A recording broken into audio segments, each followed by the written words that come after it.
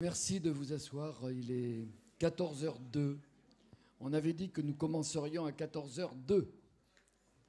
Alors, je vous remercie d'être présent pour cette session qui est organisée par l'AIUS. Alors, j'explique pour ceux qui ne la connaissent pas, qui est l'association interdisciplinaire post-universitaire de sexologie.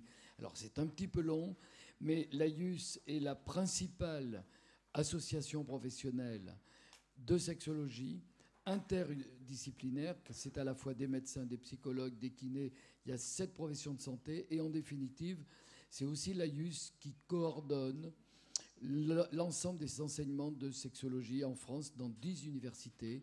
Il y a un diplôme interuniversitaire et c'est en grande majorité les membres de l'AIUS qui l'ont mis en place. Voilà. Donc c'est l'association professionnelle de sexologie pour tous ceux que ça intéresse. Vous avez les formations qui se font dans ces 10 universités partout en France pour, de façon complémentaire, comprendre la complexité de la sexologie. La sexologie, c'est tout simplement un système complexe. C'est-à-dire que ce n'est pas uniquement de la médecine et de la psychologie, c'est comprendre les interactions, et c'est ce qu'on essaie de vous faire, et notamment avec cette table ronde que l'on va faire maintenant, qui s'appelle « Quand l'amour déraille autour des violences conjugales ». Un mot pour vous expliquer, pour vous dire, c'est mon point de vue, vous donner mon point de vue sur ce que sont les violences conjugales. On peut s'interroger. Pour ceux qui étaient là ce matin, je vous ai expliqué qu'il n'y a pas toujours eu violence conjugale dans notre histoire. Dans l'histoire de l'humanité, ou si on va tout à fait au début, je vous ai dit qu'il n'y avait aucune violence conjugale, zéro. Au tout début de l'humanité, il y a 4 millions d'années, il ne pouvait pas y en avoir puisqu'il n'y avait pas de couple. Et qu'il n'y avait pas d'interaction entre mâle et femelle, puisque là on parle de couples de sexes différents. C'est-à-dire qu'à ce moment-là, il y avait de la violence intrasexe, mais pas intersexe. La violence conjugale, c'est une violence parce qu'il y a couple. Si pas de couple, pas de violence. C'est-à-dire que le couple, et personnellement je le pense comme ceci, le couple est certainement une situation pathogène. C'est une vraie situation de médecine expérimentale. Mais regardez, ça vous fait sourire et vous allez le comprendre, parce que c'est très important, surtout pour les jeunes générations qui n'ont pas connu cela. C'est une situation de médecine expérimentale depuis très peu de temps, depuis que le couple existe, c'est-à-dire moins de 50 ans. À 3 générations, il y avait beaucoup de monde de France rurale, dans lequel tout le monde était dans la même grande maison, il y avait plusieurs générations, et en définitive, il y avait toujours des espaces tampons. Il y avait le gynécée qui protégeait les femmes. Aujourd'hui, nous sommes la première situation depuis le début de l'humanité où, dans un couple cisgenre, un homme et une femme sont en face l'un de l'autre, sans espace tampon, et c'est en grande partie ce qui fait les grandes tensions, l'agressivité, et qui va donner lieu à beaucoup de séparations, parce qu'en même temps, on a dissocié un petit peu le mariage à vie, qui était un mariage jusqu'au décès de l'un des deux.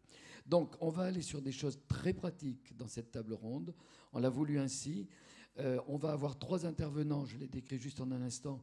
Rosa Carbaleda, je vais te présenter dans un instant, qui va nous parler des soupçons, de ce que l'on fait, ce qu'on va faire en consultation. Raphaël Cornès, je te présenterai également tout à l'heure, comment rédiger un certificat médical. Marie-Laure sur le signalement, c'est-à-dire des choses extrêmement pratiques. Donc je donne la parole à Rosa Carbaleda. Elle est médecin sexologue, thérapeute de couple, vice-présidente de l'AIUS, pour nous parler de révélations, de soupçons, que faire en consultation. Bonjour, merci Philippe, et merci à l'AIUS de nous permettre de faire des journées comme ça. Alors avec moi, j'ai tellement de choses à vous dire que je vais aller directement dans le vif du sujet. Je vais vous demander de faire l'inverse de ce que vous avez fait, c'est-à-dire vous retournez chez vous, vous retournez à votre cabinet, vous n'êtes pas à Lille, et vous avez devant vous Madame Laetitia S. Madame Laetitia, elle est née à Strasbourg en 82, elle est en couple depuis 98, elle vit une vie commune depuis l'an 2000, elle se présente en consultation du postpartum. Vous la suivez à peu près depuis 4 ans, date de son emménagement dans la région, elle vit dans une maison isolée à la campagne, elle a un nouveau job, secrétaire administrative. Des antécédents assez banaux, ma foi. Gynéco-obstétrique, pas eu de problème pendant ses grossesses et accouchements. Un fils en 2006, la fille en 2007, et nous sommes en 2007, vous avez remarqué. Antécédents médicaux, ma foi, assez banaux, assez communs. Intestin irritable, troubles anxieux, infection urinaire à répétition. Elle dit que tout va bien, les bébés vont bien. Pendant la consultation, plusieurs appels. Elle finit par décrocher car son mari s'inquiète pour le retard. C'est vrai que vous êtes souvent en retard, hein. Ça, on nous le reproche assez. Et elle, elle est speed, elle a d'autres choses à faire, donc effectivement, elle rassure son mari là-dessus. À l'examen, rien de bien extraordinaire non plus. Elle vous avoue avoir repris des relations sexuelles qui sont, ma foi, un peu douloureuses, mais ça va. L'examen est normal par ailleurs, pas de retour de couche. Elle vous demande de surtout pas oublier de lui prescrire la pilule, la même qu'avant, ça allait très bien, mais il ne faut pas l'oublier. Vous constatez qu'elle a perdu 7 kilos depuis sa sortie de la maternité. Donc en fait, elle retrouve son poids initial. Elle vous dit manquer d'appétit. Elle n'a pas le temps de s'occuper d'elle avec les 2 bébés.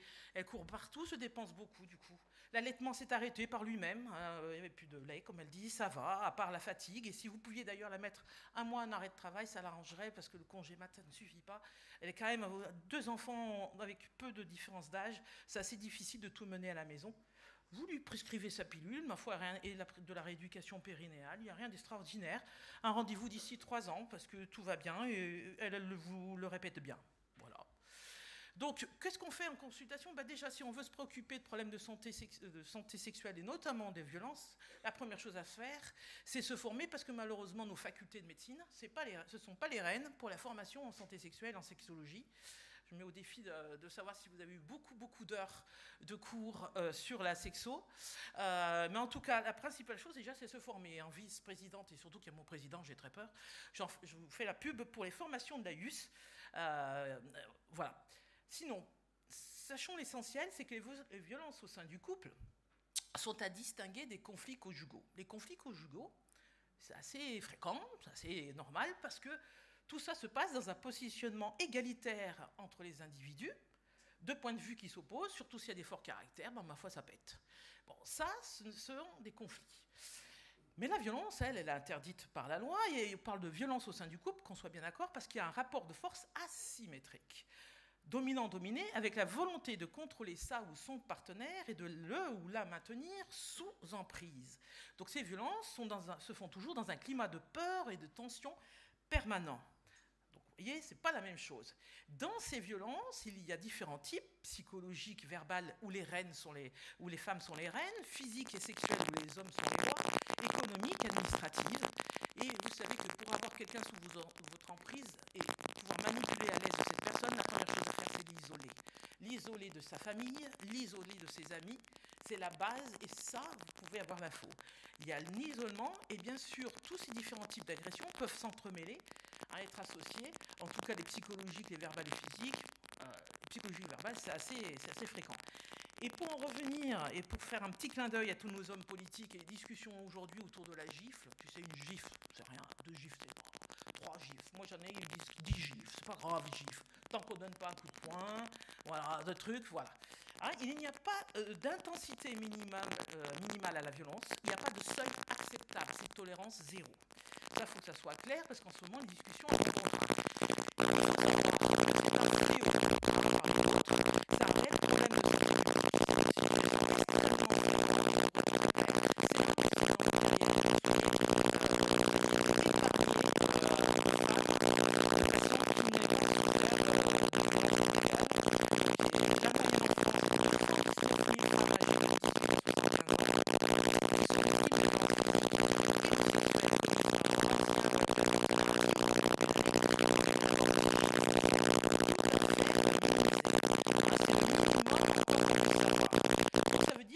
ça fait 25 victimes par heure quand même. Hein. Donc dans la journée d'aujourd'hui, vous voyez déjà combien de femmes ont été bousculées, frappées, insultées. Ça, c'est déjà énorme. Un excellent rapport fait par la police nationale a été remis en 2021 au ministère de l'Intérieur. 143 décès en 2021. Donc on est mauvais, parce que c'est toujours plus 14% qu'en 2020. De toute façon, on est toujours mauvais là-dessus, ce qui montre qu'on n'arrive pas malgré des Grenelles, malgré des congrès, des formations, on est encore aujourd'hui très mauvais sur les résultats, et surtout on oublie souvent de parler des enfants victimes. décédés, vous voyez qu'en 2021, il y en avait 12. Ça, il faut bien l'avoir en tête. J'ai réactualisé parce que nous sommes déjà en 2023. 121 féminicides, 18 hommes. Alors en gros, ça veut dire que ça stagne. Donc malgré toutes les mesures mises en place, toujours pareil, on ne fait pas intervenir tous les personnes qui sont concernées par ces problématiques, au point de vue professionnel, et non plus on ne met pas assez de moyens, c'est évident. Donc, deuxième chose, ça fait suite à ce matin, être un professionnel de santé, il faut être un détective quelque part. Surtout en santé sexuelle, vous ne pouvez pas vous préoccuper des problèmes de santé sexuelle si vous n'allez pas chercher l'information. Je vais faire très plaisir à mon président, là j'ai 2 slides qui sont pour lui. Donc vous devez être alerte et chercher les informations. On doit aller vers tout ce qui va être intime, vous allez voir qu'on n'est pas intrusif, il faut aller chercher, ça ne viendra pas à vous, ça c'est clair. Donc ça veut dire quoi? Que vous devez créer l'ambiance qu'il faut déjà. Donc il faut que la patiente, elle sache dans votre cabinet que vous êtes open pour parler de tout ça, que vous êtes vraiment sensibilisé à ça. Donc il faut mettre des brochures, des affiches dans votre salle d'attente, dans votre salle de consultation. Vous pouvez en plus les avoir très facilement et gratuitement, soit avec Santé publique France, soit effectivement avec Violence Femmes Gouv. Donc vous voyez, vous créez de l'ambiance. Parler d'intimité, il faut déjà que l'ambiance vous le permette. Donc c'est d'être effectivement sensible, vous le montrez, et en plus d'assurer la confidentialité. Si vous allez parler d'intimité, que ce soit les violences ou tout problème sexuel, on est bien d'accord, il faut créer une confidentialité, la garantir. Vous devez le dire et vous allez sécuriser la parole, sécuriser ce qui va être dit et bien sûr tout faire pour voir la femme seule. Souvent vous aurez, dans des cas de violence, un homme entreprenant, quelqu'un qui va insister pour être là. Il faudra savoir, bien lui dire que vous faites des entretiens seuls, que c'est dans vos habitudes et pourquoi faire une exception. Donc il faut que l'homme reste, si possible, dans la salle d'attente. Bien sûr, la confidentialité est assurée, sauf dérogation, mais ça, ce sont mes charmants collègues qui vous en parleront tout à l'heure. Il faut bien savoir, évidemment, on ne va pas avoir une patiente, la plupart du temps, on ne va pas se mettre en face de vous et vous déballer des choses tellement intimes comme ça. Ça va être exceptionnel. Moi, dans ma carrière, pour l'instant, j'ai vu personne me déballer spontanément. Voilà, je suis battue. Il faut aller chercher. C'est ce que, effectivement, ce repérage, il est globalement bien accepté. Ce n'est pas être intrusif. Moi, j'ai beaucoup de mes collègues dans les formations, choses qui me disent « Ouais, mais c'est intrusif. Rosa, c'est intrusif, de poser des questions sur la sexualité des gens. Et en plus, tu pourrais réactiver des schémas de violence, tu pourrais réactiver un stress post-traumatique. C'est dangereux tout ça. Voilà, il y a toujours des freins.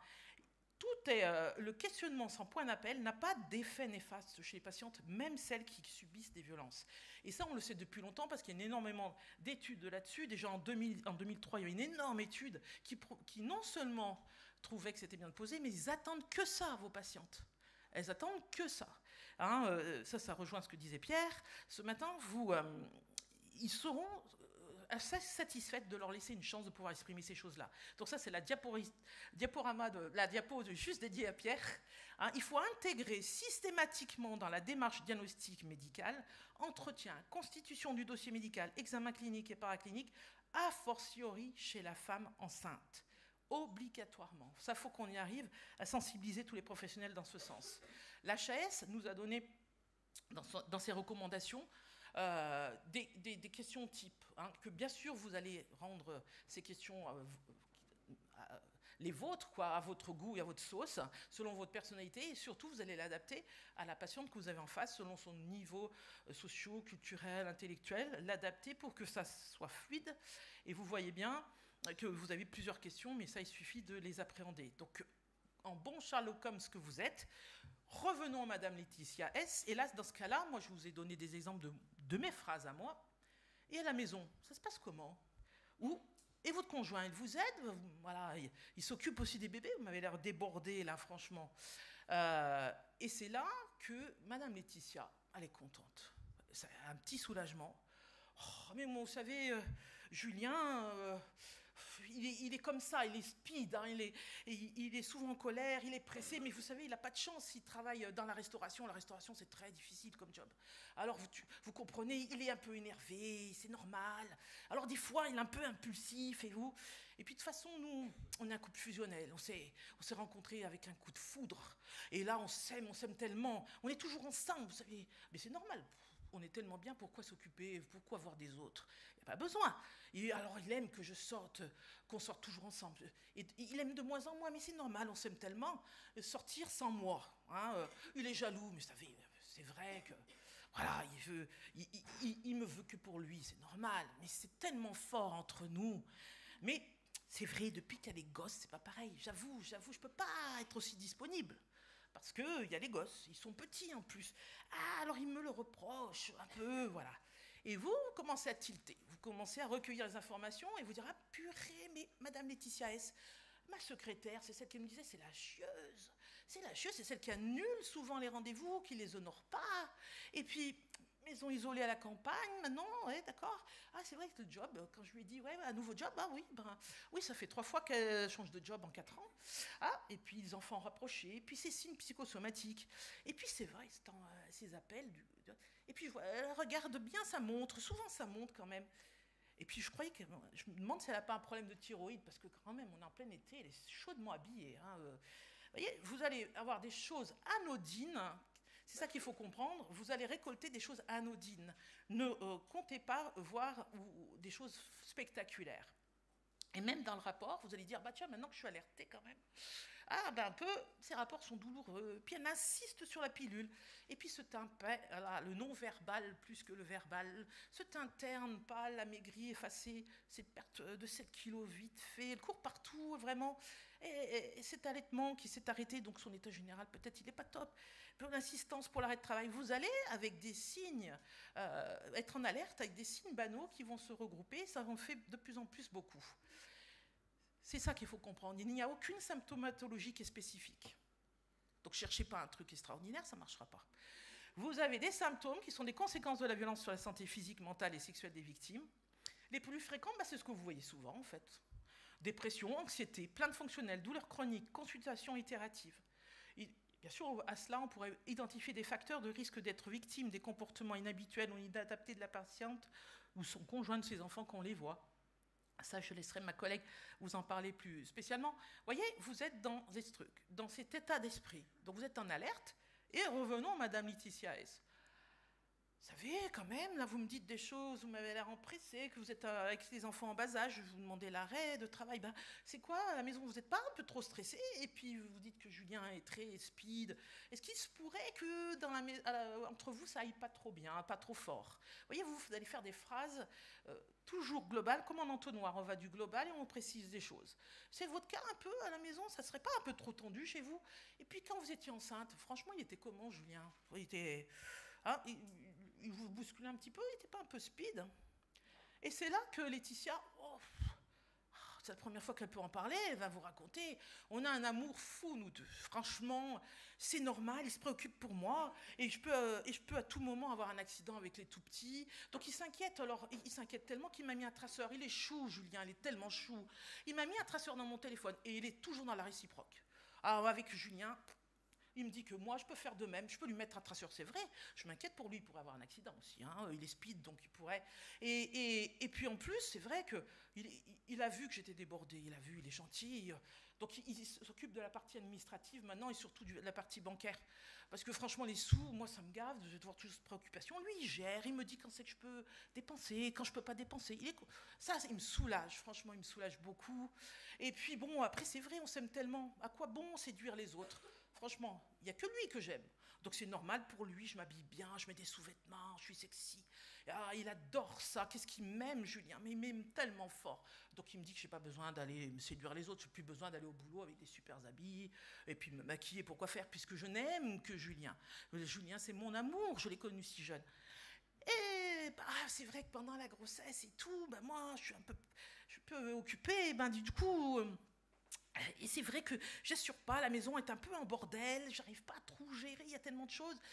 Il me dit que je suis nulle comme maman, c'est vrai que je suis pas très bonne, quoi. Je suis pas très capable, des fois je suis débordée. Alors il me dit que je suis pas capable, que je suis... Voilà. Tac, tac. Vous avez des infos et vous allez les évaluer, les analyser, vous recueillez. Hop. L'état de tension de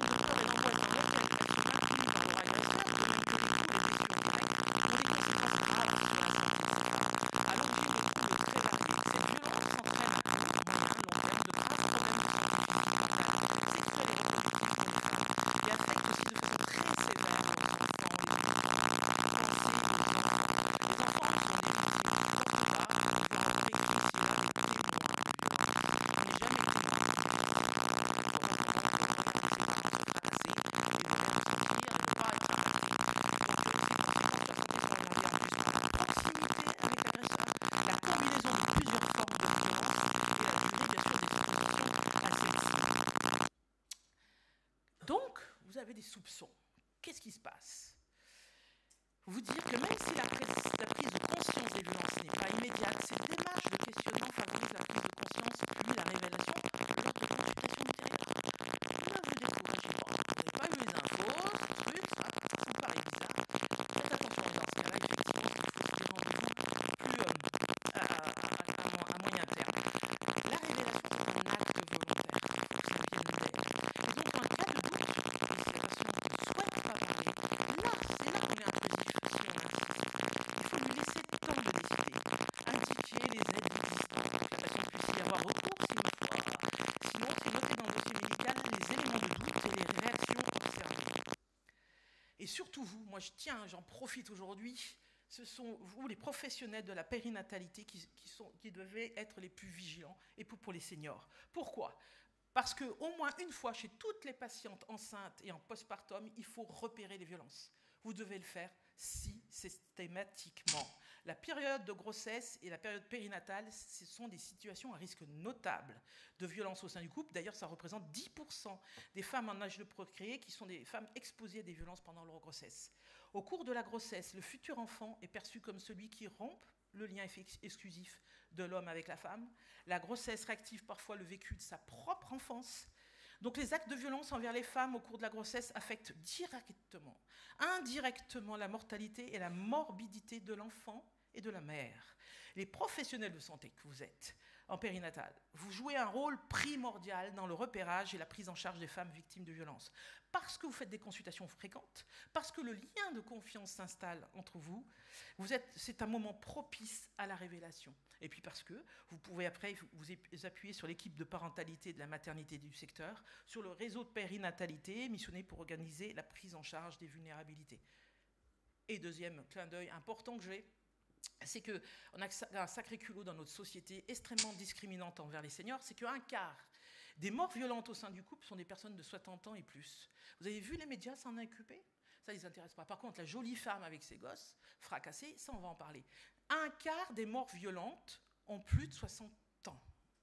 Donc vous avez vu en plus ces études sur les violences conjugales allaient jusqu'à 60 ans, on les a passées à 75, mais on pourrait les passer à 80 aussi. Hein, donc là où je veux en venir, qui s'en préoccupe de ces personnes? Avoir sa place n'a pas d'âge, et je vous conseille de lire l'excellent rapport du petit frère des pauvres, partout où je passe, j'arrête pas d'en faire la pub, c'est vraiment très instructif. Donc là, maintenant, on est dans les révélations. Là, je vais aller plus que vite, parce que ça va pas durer un moment. Donc, bien sûr, si on vous déballe les choses, alors là, vous lâchez tout, vous prenez tout votre temps. Et là, il faut la laisser parler, il faut la laisser déballer. Donc, c'est consacrer suffisamment de temps à l'entretien, légitimer la situation de victime, bien sûr, valoriser la démarche, donc la validité du récit, on y va, prendre l'info, donc en gros, c'est possible, c'est sûr que c'est difficile, mais c'est possible d'améliorer la prévention, le dépistage, la prise en charge des victimes et des agresseurs. Il ne faut pas oublier, il faut aussi les auteurs. C'est possible, malheureusement, ça ne sera pas possible pour Laetitia, qui est la 58e victime de féminicide en 2018 et qui est un cas d'école dans les mécanismes d'emprise, et c'est pour ça qu'on peut avoir un dossier extrêmement détaillé sur la vie de Laetitia, qui malheureusement a été tuée après avoir ramené ses enfants à l'école, a été sur la porte palière, plus de 22, pareil même plus, coups de couteau, et son charmant Julien, extrêmement romantique, s'est jeté sous un train 2 jours plus tard. Donc c'est une histoire extrêmement, très importante et extrêmement détaillée. Et donc voilà, ça Laetitia, vous voyez, on pouvait, voilà, c'est des cas toujours dramatiques. Vous rappelez que le médecin ne soigne pas seulement avec ses ordonnances ou ses actes, mais par sa personne, par ses yeux, par ses doigts et par la parole. Clé de la communication interhumaine qui lève les obstacles inconscients, libère la parole de l'autre et mobilise ses énergies pour l'aider à guérir. C'est pas moi qui le dis, c'est l'Académie de médecine. Se préoccuper de santé sexuelle, pour toutes les problématiques de santé sexuelle, et notamment les violences, dépistage, prévention et prise en charge des victimes auteurs de violences, ça améliore, comme le dit Pierre trop souvent, et très souvent, la qualité de vie et le bien-être, mais aussi leur quantité de vie. L'évaluation routine de la santé sexuelle et de la vie intime par un simple interrogatoire devient donc une obligation. Dépister plutôt les victimes et auteurs, c'est aussi éviter de futurs passages à l'acte. Merci pour votre attention.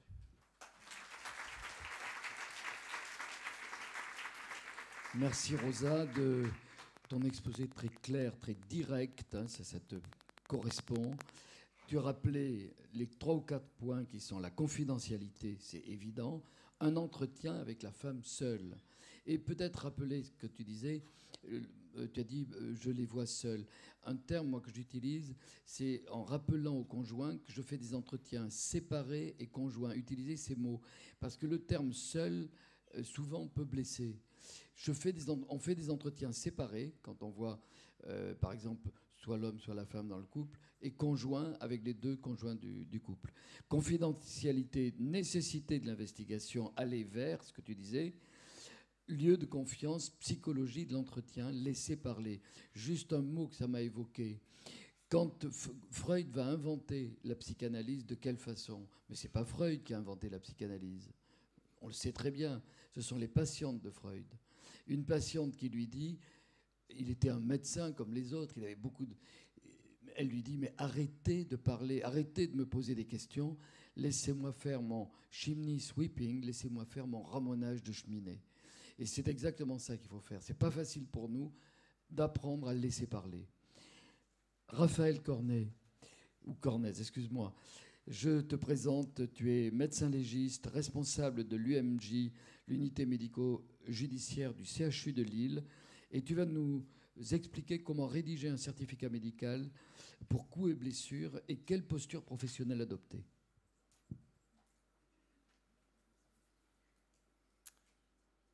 Parfait. Alors bonjour, en effet, merci pour cette invitation. Je suis le docteur Raphaël Cornet, je suis médecin légiste. J'exerce à l'unité médico-judiciaire du CHU de Lille, donc la consultation de médecine légale, qui accueille en fait toutes sortes de victimes et plus particulièrement en effet celles de violences conjugales. Donc dans le cadre de cette session, on m'a demandé de vous faire une présentation, de vous parler de la façon de rédiger un certificat médical pour coups et blessures chez ces victimes et discuter un peu des postures professionnelles qu'on peut adopter dans ce cas-là. Alors où en est-on? Les violences conjugales, Rosa en a déjà parlé en fait. En 2021 en France, je ne vais pas forcément reprendre le détail des chiffres, mais elle l'a dit, hein, ça concerne environ en moyenne et par an à peu près les mêmes chiffres, 213 000 femmes.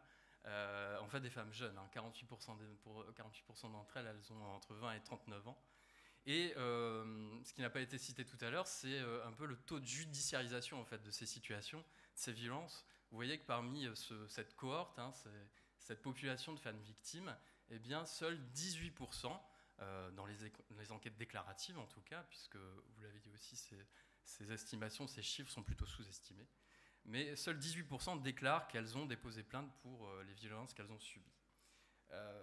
Dans cette population de victimes de violences conjugales, certaines évidemment sont également victimes de violences sexuelles. Ça concerne, toujours selon les enquêtes déclaratives, alors en fait émanant des données du 39-19, 11% de ces victimes de violences conjugales, avec là aussi un taux de judiciarisation, de dépôt de plainte plutôt, je ne vais pas dire infime, mais très faible, hein, 12% ont déposé plainte, ont déclaré ces violences sexuelles. Alors avec une large prépondérance du viol conjugal, hein, ce serait 60% des violences sexuelles au sein du couple. Et puis, vous l'avez aussi présenté tout à l'heure, la forme la plus extrême des violences conjugales, les décès, les féminicides, ont représenté 122 femmes en 2021. Ça n'a pas évolué en effet pour 2022. Et sur l'ensemble des victimes de violences conjugales, tout de même 1/5 des victimes déclarent avoir subi des menaces de mort, qui se sont réalisées donc 122 fois. Alors dans ce cadre, le certificat de coups et blessures volontaires, le CBV comme on l'appelle parfois, comment intervient-il? Surtout à quel moment et puis à quoi il va servir? Alors, aux prémices de la relation conjugale, tout se passe bien, a priori, normalement. En tout cas, le couple se forme. Et puis, lorsque l'amour déraille, hein, on est ici, c'est l'intitulé de la session, les violences peuvent apparaître, alors parfois au bout d'un certain temps, parfois très précocement, tout de suite, et leur cycle, hein, le cycle des violences conjugales tel qu'on le connaît, va s'installer. C'est dès ce moment-là, finalement, qu'il peut y avoir une intervention médicale, on l'a déjà donc abordé. En effet, l'HAS a fait des recommandations, hein, professionnelles en 2019 qui rappellent on l'a dit aussi auparavant, que le repérage des victimes au sein du couple est un acte médical et qu'en effet, le questionnement doit plutôt être maintenant systématique lors d'une consultation. Il faut y penser donc, et puis surtout poser la question, comme l'a indiqué mon prédécesseur, ou on pourrait dire ma prédécesseurice actuellement, Rosa. Voilà. Et donc dès ce moment-là, on va envisager finalement, on va se poser la question d'une éventuelle procédure judiciaire, donc d'un dépôt de plainte notamment. Le certificat de coups et blessures volontaires, le CBV, peut à ce moment-là être proposé. C'est un outil qui va être proposé par le professionnel de santé, le médecin. Il peut aussi éventuellement être demandé par la victime directement, évidemment. Donc en amont ou en préparation, on va dire, d'une procédure pénale. Lorsque la procédure pénale est engagée, donc la plainte a été déposée, la procédure a été ouverte, eh bien, dans le cadre de l'enquête judiciaire qui va s'ouvrir, le policier, l'officier de police judiciaire, et puis surtout le magistrat du parquet, du parquet du procureur qui va chapeauter l'action publique, va avoir besoin, dans son dossier de procédure, d'objectiver les blessures qui existent chez la victime et de quantifier, c'est un peu violent ça, et de quantifier leur retentissement. Et donc, c'est tout l'objet du certificat de coups et blessures volontaires dans le cadre de l'enquête. Ces éléments vont être ensuite déterminants lorsque la procédure arrive à son terme, c'est-à-dire lorsque l'affaire, finalement, en arrive au tribunal ou en tout cas devant un magistrat. Le CBV va servir de moyen de preuve sur le plan judiciaire, sur le plan procédural. Il va permettre, alors il n'est pas le seul élément bien entendu, mais c'est un élément quand même clé de la procédure, il va permettre de qualifier les faits pénalement, donc de déterminer si les faits relèvent plutôt de la contravention, du délit ou du crime, on en reparlera après, et permettre au magistrat d'apprécier l'importance du retentissement de l'agression chez la victime et donc d'adapter sa réponse pénale dans tout l'arsenal répressif qui est à sa disposition, donc de prononcer des sanctions plus ou moins lourdes. Alors l'objectif pour nos victimes, c'est toujours de les amener là-bas vers la suite, les sortir de là. Alors en tant que médecin, il y a quand même un certain nombre, je parle en tant que médecin, je sais que je ne m'adresse pas qu'à des médecins, mais je vous fais une présentation sur le certificat médical. En tant que médecin, nous maîtrisons donc bien un certain nombre de situations. Des situations qui sont finalement celles de violences isolées, un événement unique et violent qui survient dans le cadre conjugal. Donc face à cette victime d'une agression isolée, eh bien, le certificat de coups et blessures qui va être établi, soit proposé à la victime, soit demandé par la victime, est un acte médico-légal. Il va servir à documenter les violences. La trame narrative, en fait, qui doit être respectée pour rédiger ce certificat est relativement simple, très facile à respecter.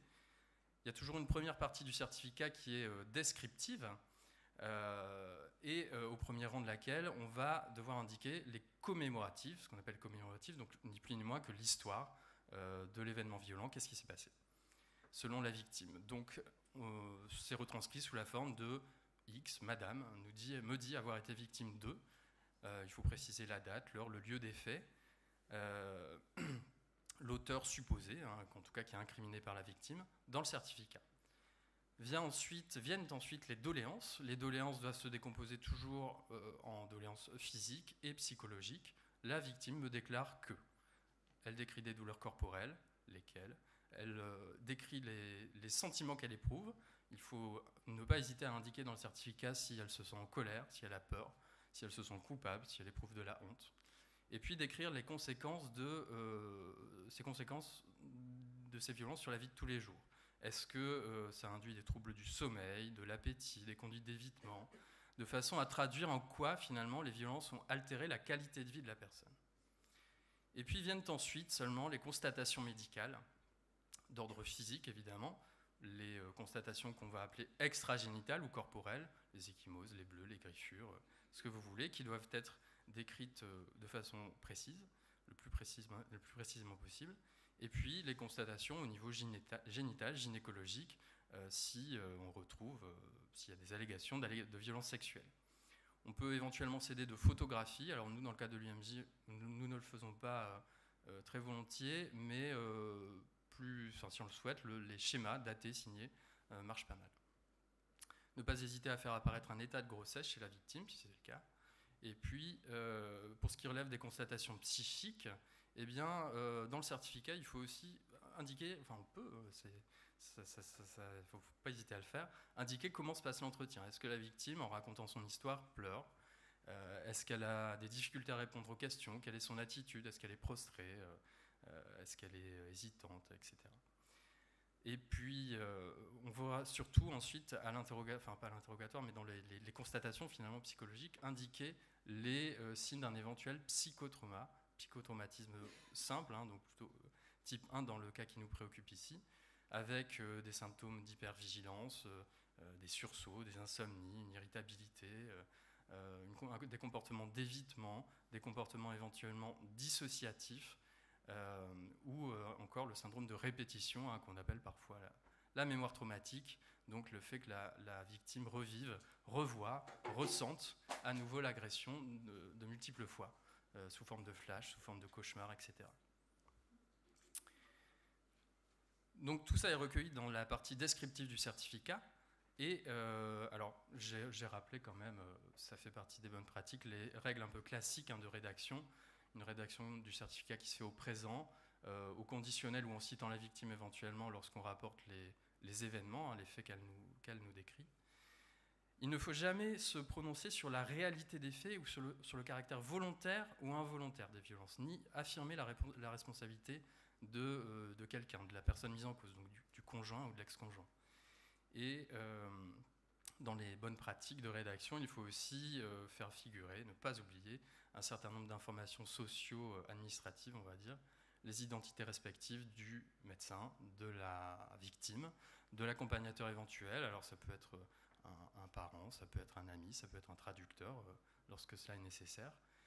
Et dater, indiquer le lieu, l'heure de l'examen et la signature du médecin, son tampon. Bon, ça, ce sont les éléments formels un peu classiques et rébarbatifs, mais nécessaires pour que le certificat soit valable.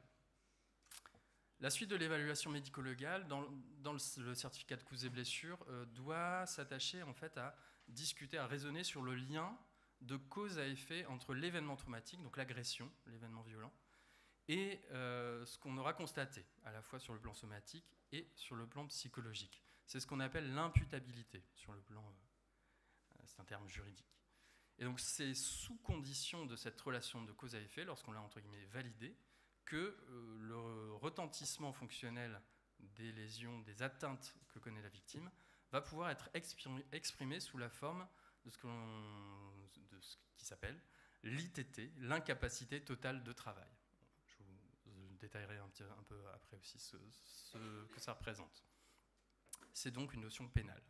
Donc lorsqu'on fixe une ITT dans le certificat médico-légal, le CBV, cela implique que l'imputabilité a bien été reconnue, que ce lien de cause à effet entre l'agression qui a été rapportée et les lésions est établi.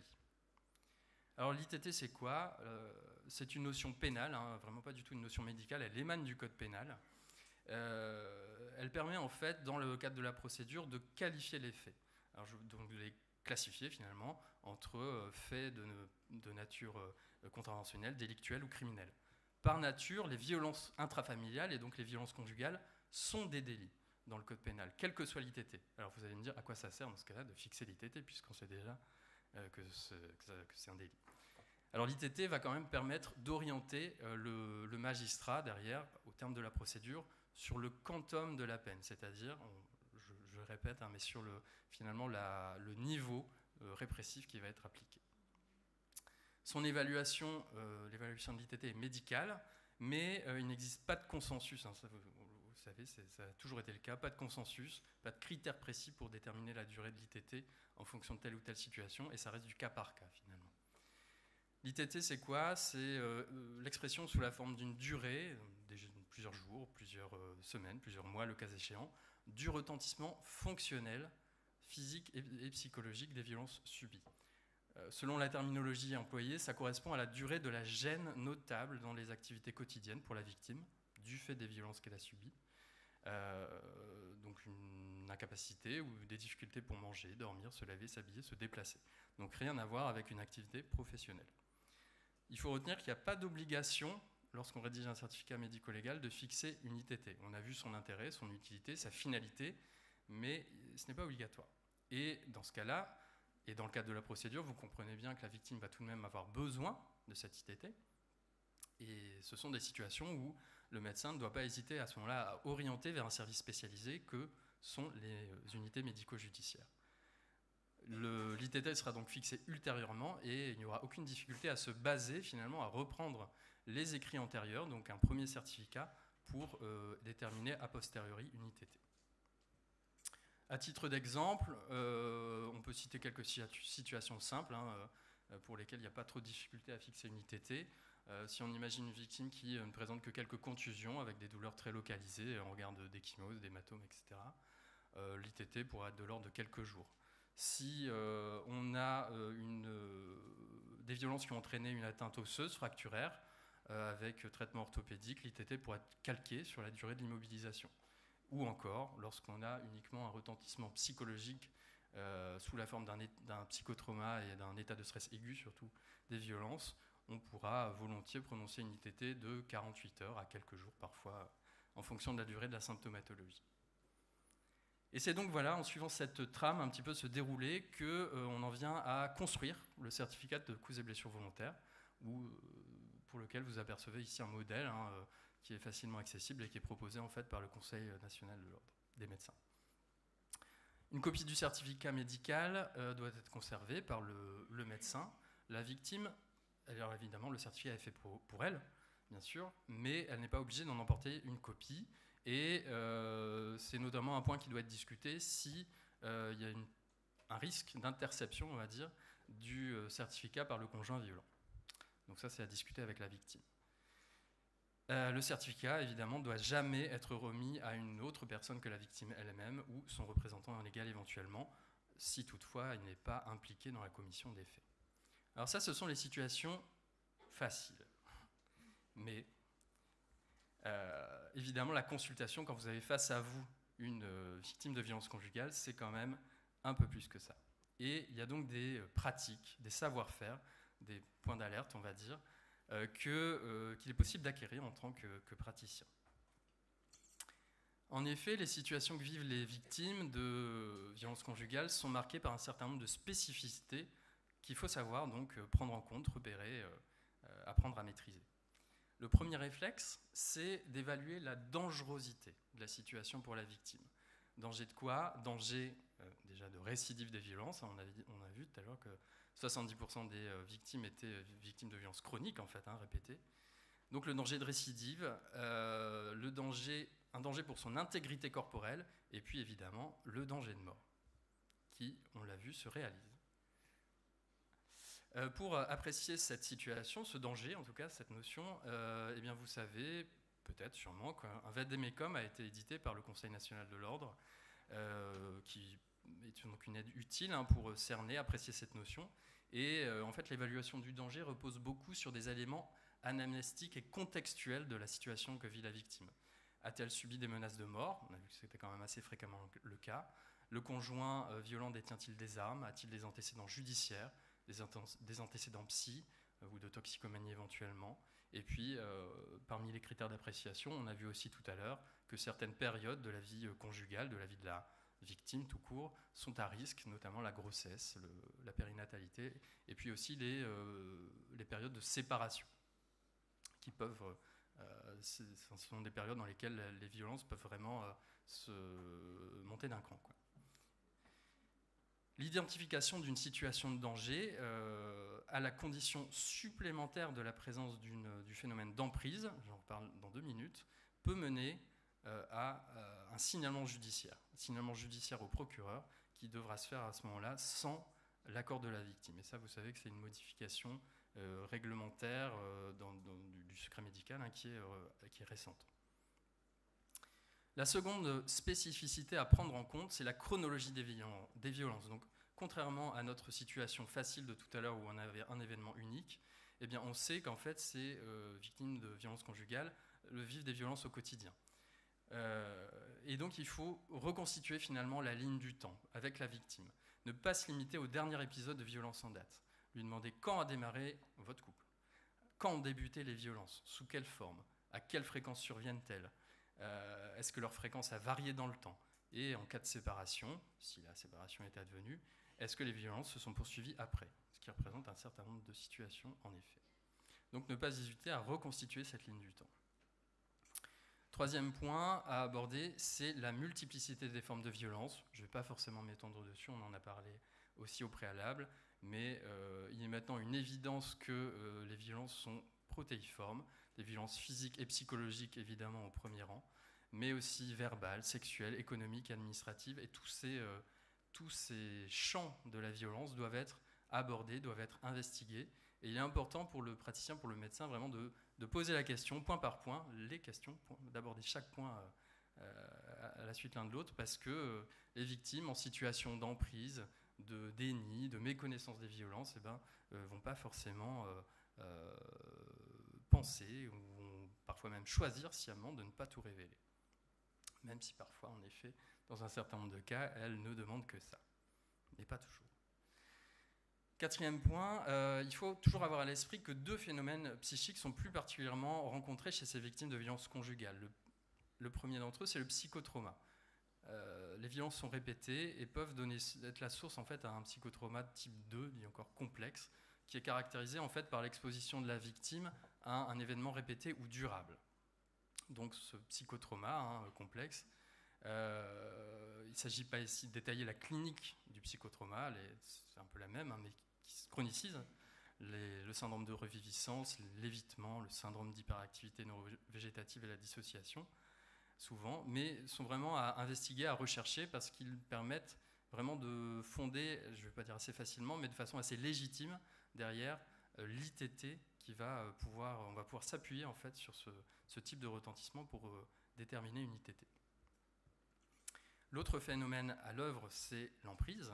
C'est l'installation d'une ascendance, d'un rapport de domination au profit du conjoint violent ou de l'ex, qui va intéresser de multiples pans de la vie de la victime, emprise intellectuelle, morale, économique, sexuelle.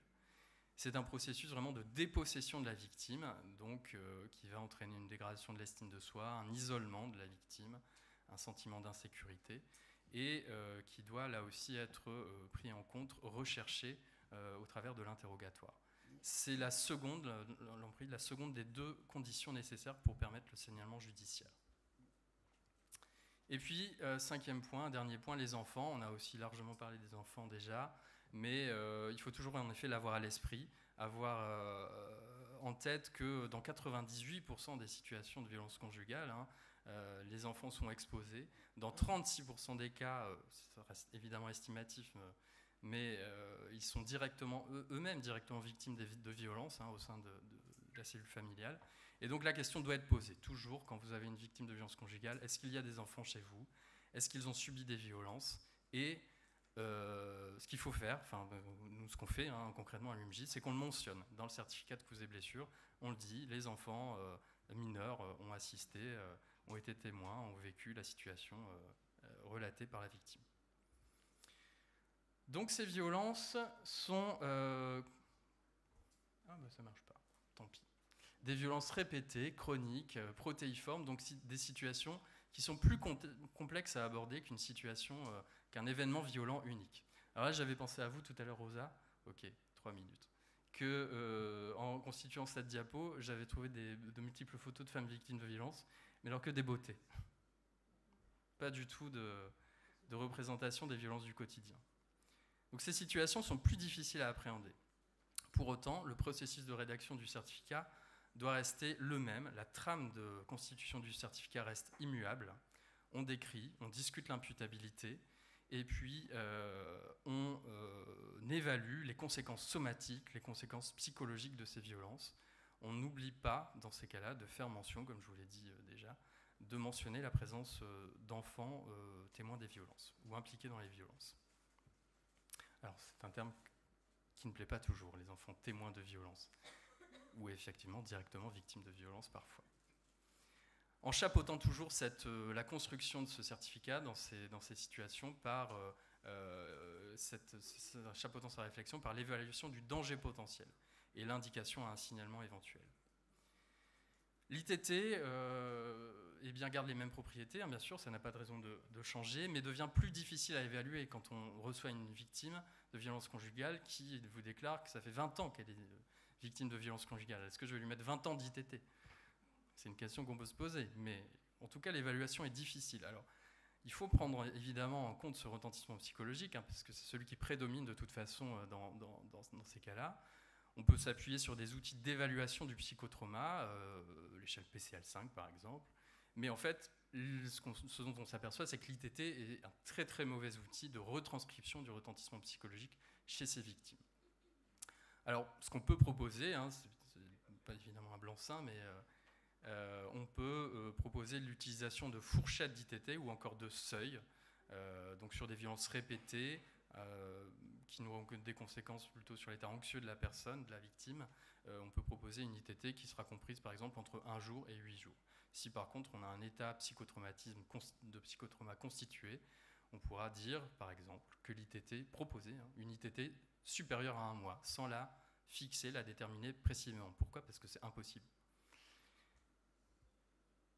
Alors, ne pas oublier, j'en terminerai quasiment par là, que le certificat de causes et blessures médicales, certes, existe, mais que tous les autres écrits professionnels ont de la valeur. Les sages-femmes, les infirmiers, les psys, les kinés, les travailleurs sociaux peuvent produire, en fonction des cas, soit des certificats, soit des attestations qui peuvent avoir une valeur, une utilité sur le plan procédural, sur le plan judiciaire. Et pour conclure, quelques réflexions sur la posture professionnelle qui peut être adoptée dans ces consultations. Eh bien, le rôle du médecin, du soignant est un peu ambivalent dans ces cas-là, puisque l'acte de certification n'est pas anodin. Il engage quand même la responsabilité du praticien, et la démarche doit être rigoureuse. Elle n'est pas très difficile à maîtriser, la trame est assez claire, mais elle engage quand même. Et dans le recueil des commémoratifs, comme dans la rédaction, le médecin ne doit pas prendre parti, rester impartial, neutre, et garder à l'esprit que finalement il aura toujours quand même qu'une seule version des faits dans un conflit interpersonnel. Je parle en tant que médecin, bien sûr. Cette rigueur qu'on doit garder à l'esprit n'est quand même pas synonyme de froideur. Il faut rester empathique. Alors évidemment, il ne faut quand même pas se laisser déborder. On a devant soi des situations qui sont révoltantes, qui peuvent parfois renvoyer à sa propre histoire. Ce n'est pas toujours évident. Et moi, souvent en consultation, j'essaye de renvoyer les victimes à un auto-questionnement. Et vous, qu'est-ce que vous en pensez de ce qui vous est arrivé, de ce qui s'est passé? Et ça, finalement, c'est un assez bon point d'accroche pour évaluer le retentissement psy et le phénomène d'emprise derrière. C'est quand on s'aperçoit qu'il y a un déni, ou qu'elles vont excuser la victime, ou qu'elles vont se culpabiliser elles-mêmes à propos de la situation. Le praticien doit donc plutôt avoir une attitude bienveillante, rassurer la victime, et puis mettre en œuvre tous les moyens pour extraire la victime de son isolement, de sa situation. C'est plutôt ça son rôle, donc l'écouter, l'informer, l'accompagner, ne pas hésiter à lui proposer des consultations, un suivi pour ce motif de violence conjugale, et puis l'orienter vers une prise en charge judiciaire ou non, le réseau associatif, un appui psychologique évidemment, l'UMJ, et le cas échéant, la police. Est-ce qu'il faut déculpabiliser les victimes ? Moi, je garde toujours à l'esprit que la culpabilité des victimes, qui est presque systématiquement présente, très souvent en tout cas, reste aussi un levier interne. Si elle est coupable, c'est aussi une possibilité pour la victime d'agir, d'avoir un pouvoir d'agir. Et donc, contrairement à une situation qui serait vécue comme uniquement subie, sur laquelle elle n'a aucune prise. Et moi, à titre personnel, surtout dans les situations où je m'aperçois qu'il y a des enfants présents, ou qu'il y a une situation de danger, je m'appuie un peu sur la culpabilité. En tout cas, j'y touche pas tout de suite, justement pour accélérer le processus de sortie finalement du couple et des violences, surtout, de cette victime. Voilà, je vous remercie pour votre attention. Je cède la parole.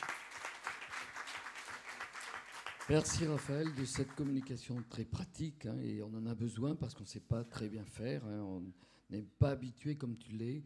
Je voudrais simplement pointer une toute petite différence, mais qui est fondamentale parce qu'elle est considérable comme différence. C'est l'asymétrie entre les hommes et les femmes. Rosa, tu nous as dit pour la même année, vous savez qu'il y a des statistiques sur les féminicides que depuis 2010. Depuis 2010, vous avez toujours 135, 140, 125. Il n'y a jamais une année 20 et une année 200. Or, tu nous as dit pour 2021, 143. C'était le chiffre total. des morts de conjoints, hommes et femmes, au cours d'un conflit conjugal avant ou après. Tu nous as dit, Raphaël, 122. La différence, je voudrais insister, c'est que c'est 122 femmes, mais c'est 21 hommes. Alors les gens vous disent, oui, mais parce qu'il y a des violences dans l'autre sens. Alors oui, il y a Madame Sauvage qui a tué son mari, et il y a un certain nombre de cas. Il n'y en a pas une ou deux par an. Mais pour quelle raison? C'est parce que les 21 hommes ou les 20 hommes qui meurent, ce sont des hommes qui, en dépression mélancolique, tuent la femme, les enfants et eux-mêmes. D'ailleurs, le mari de Laetitia s'est suicidé 2 jours après. C'est-à-dire qu'en fait, cette asymétrie, elle est totale. Il y a 1% d'hommes qui sont agressés de cette façon-là. Il y a d'autres niveaux, mais ce sont à 99% des femmes. Marie-Laure Gamay, tu es médecin urgentiste au CHU de Lille. Tu n'es pas médecin urgentiste? Si, de formation. Pas grave, pas grave. Pas urgentiste actuellement. Médecin de formation. Tu es par contre médecin de catastrophe. Oui, de formation aussi. Et sexologue. Et sexologue. Et alors je voudrais te demander si tu es médecin de catastrophe conjugale. Alors, voilà. D'accord. Oui, heureusement que j'avais fait de la médecine. Tu vas nous parler, Marie-Laure, du signalement, quand et comment nous apprendre à le faire. Alors, sauf que je pense que c'est à la suite que je vais... Voilà. Alors, oui, pour m'expliquer quand même, parce que vous allez vous dire, la médecine d'urgence, la médecine de catastrophe, la sexologie, tout ça, quel rapport? C'est probablement parce que j'avais toute cette formation en médecine d'urgence et de catastrophe que je pense que j'ai pu travailler sur ces questions-là depuis plus de 30 ans. Et souhaiter me former en sexologie, en pleine conscience. Voilà. Et donc, il y a une cohérence, je vous rassure quand même, parce que des fois, ça inquiète un peu. Mais j'ai jamais regretté cette formation en médecine de catastrophe. Ça m'a appris tellement de choses pour comprendre ce que je voyais sur le terrain et que ces violences sont vraiment des scénarios catastrophes. Voilà. Et c'est une tragédie dans un pays comme le nôtre. Il faut quand même pouvoir le dire.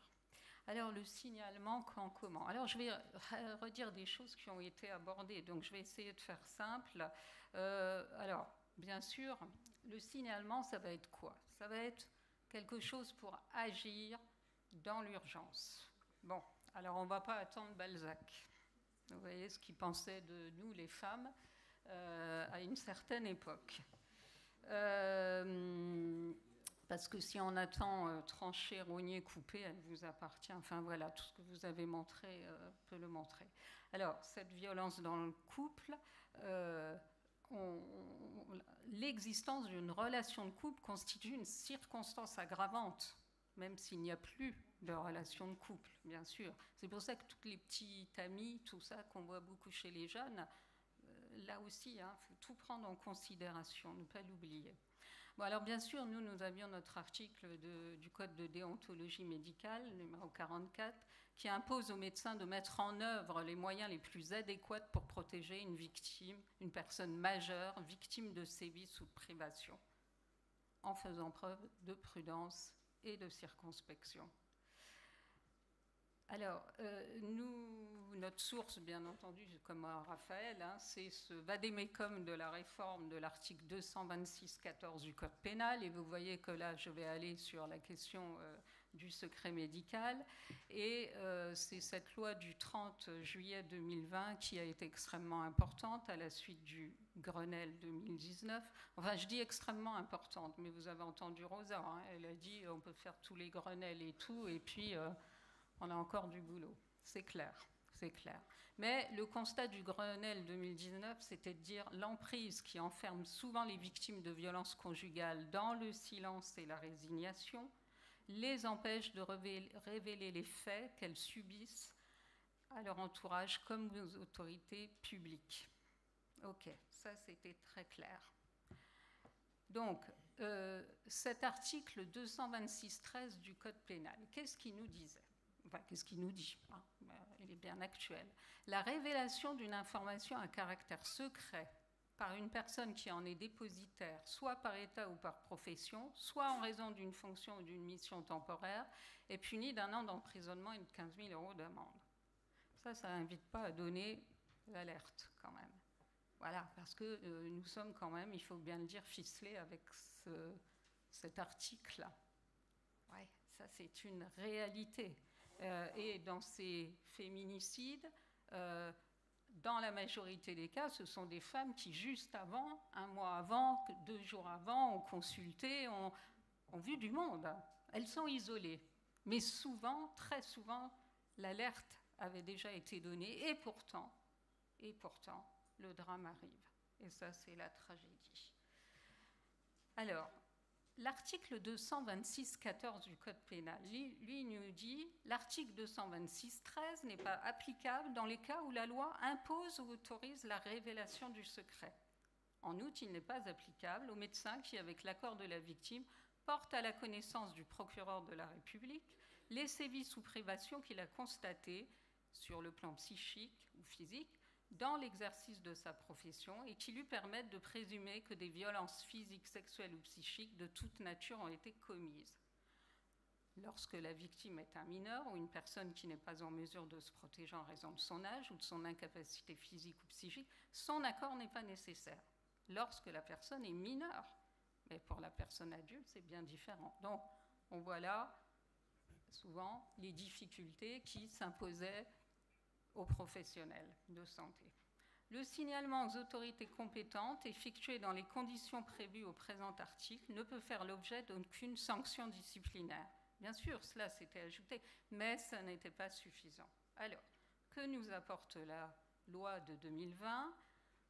Elle ajoute un alinéa, enfin je crois qu'on dit alinéa, numéro 3, aux médecins ou à tout autre professionnel de santé qui porte à la connaissance du procureur de la République une information relative à des violences exercées au sein du couple. C'est dit. Relevant de l'article 132-80 du présent code, lorsqu'il estime en conscience que ces violences mettent la vie de la victime majeure en danger immédiat et que celle-ci n'est pas en mesure de se protéger en raison de la contrainte morale résultant de l'emprise exercée par l'auteur des violences. Le médecin ou le professionnel de santé doit s'efforcer d'obtenir l'accord de la victime majeure. En cas d'impossibilité d'obtenir cet accord, il doit l'informer du signalement fait au procureur de la République. Les mots sont très précis. Là, on va pouvoir signaler, dès lors que l'on se trouve devant cette situation précise. Alors, je vais... Donc, le signalement quand ? Voilà, il faut qu'on fasse un peu de pédagogie, finalement, autour de cette notion. Quand on a intégré la loi, c'est vrai que nous, il faut qu'on la digère, la loi. Nous, on n'est pas des gens de la loi. On est des professionnels de santé qui, souvent, d'ailleurs, ont un peu peur de la justice. Nos procureurs, tout ça, ça nous fiche la trouille. Il faut quand même... des fois le dire, ça. Hein. Lorsqu'une victime de violence conjugale se trouve en situation de danger immédiat et sous emprise, le professionnel de santé peut désormais déroger à son obligation de secret, mais bien sûr à la condition que ces violences mettent la vie de la victime en danger immédiat et que celle-ci n'est pas en mesure de se protéger en raison de la contrainte morale résultant de l'emprise, etc. Le professionnel peut, en conscience, porter à la connaissance du procureur de la République cette situation sans avoir préalablement obtenu le consentement de la victime. Tout ça, il faut qu'on l'intègre, hein, vous voyez, pour être précautionneux, pour être vraiment dans quelque chose où notre état de vigilance, il est complet. Ce n'est pas une expertise, ni un certificat médical, ni une attestation médicale au sens médico-légal classique. Le professionnel ne participe pas à la recherche de la vérité judiciaire. Il s'agit de donner des indices, Sherlock Holmes, pour qu'une évaluation croisée de la situation soit réalisée et que les secours les plus adaptés soient mobilisés. C'est très important, ça. C'est ça, la finalité du signalement. Le procureur de la République est l'autorité la plus efficace pour coordonner les secours qui relève de sa compétence et de son autorité d'une part, et pour que soit sécurisé juridiquement le processus de signalement d'autre part. Il va être chef d'orchestre, le procureur. Bien sûr, il coordonne les secours qui relèvent de sa compétence, force de l'ordre, etc., et de son autorité, et pour que soit sécurisé juridiquement le processus de signalement. Donc vous voyez, on pourrait dire signalement, c'est l'alerte, car urgence. Quand il y a un accident de la voie publique, c'est de la violence routière. Un enfant est renversé sur un passage pour piéton, un adulte, qu'est-ce qui se passe? Vous avez tout de suite les secours qui sont là. Quand c'est de la violence sexuelle, vous n'avez pas de secours. Tout ça, c'est des différences. Quand vous avez de la violence conjugale, c'est dans l'intimité d'un couple, vous n'avez pas les secours. Donc il faut bien que nous puissions repérer pour porter secours. C'est ça la finalité du signalement. Et c'est là-dessus que vous, professionnels de santé, enfin nous tous professionnels de santé, nous devons ne plus avoir peur, si je peux le dire comme ça. Parce que souvent, oui, nous avons peur d'aller signaler. Eh bien, c'est pour porter secours. Comme si, dans la rue, nous voyions un accident de voie publique. Alors oui, quand même, la loi ne crée pas une obligation de signalement pour le soignant. Elle lui permet de le faire sans risque de violation du secret auquel il est par ailleurs tenu.